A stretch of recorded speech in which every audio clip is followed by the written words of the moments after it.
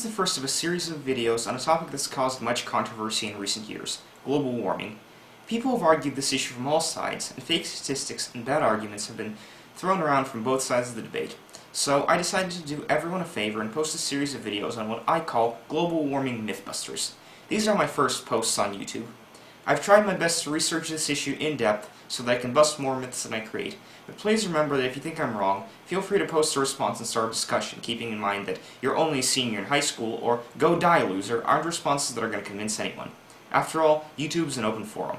Okay, the first myth I'd like to address in the Global Warming Mythbusters series is something like this. Say you look at the graph of climate change versus CO2 over the past 100,000 or so years and say, that's strange. First the temperature goes up, then the CO2 levels go up. There is a lag between the two.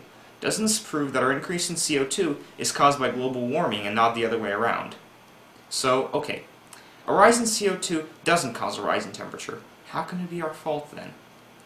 This is the classic skeptic's argument, going after the cause and effect relationship between CO2 and temperature. It is true that temperature can raise CO2 levels, which is all the more reason why we must act to stop the cycle. Temperature changes can raise CO2 levels in several ways. First off, a lot of natural CO2 comes from decay in the environment. A tree, or a frog, or an opossum dies and is decomposed by bacteria. The metabolic processes of the bacteria give off CO2 into the atmosphere. We know things rot more quickly at high temperatures and more slowly at low temperatures. That's why we refrigerate our leftovers. So, it stands to reason that when the temperature goes up, so would the rate at which things decompose.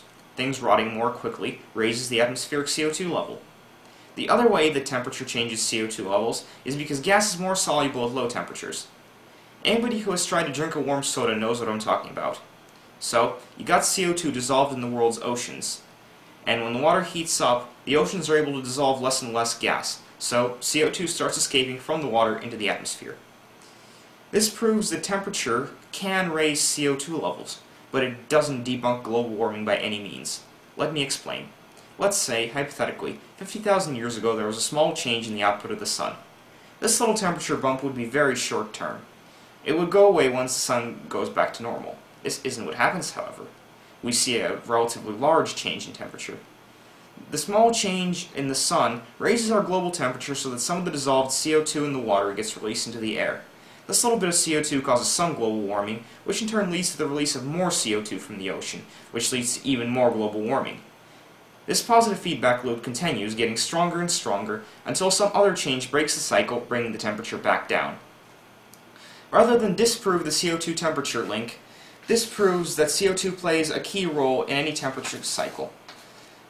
And anybody who's been to Los Angeles during rush hour traffic knows that we're giving off a whole lot of CO2.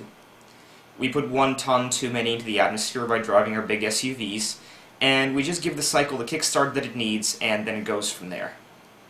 So, this is all the more reason to act, because we need to stop the positive feedback loop before it gets stronger so that we can't stop it anymore. Now, keep in mind that the temperature changes we're seeing today are actually happening much faster and much more pronounced than they did at any point in history. So, okay, let's review. The myth that temperature drives CO2 concentrations the myth that temperature drives CO2 concentrations effectively disproving anthropogenic global warming. Busted.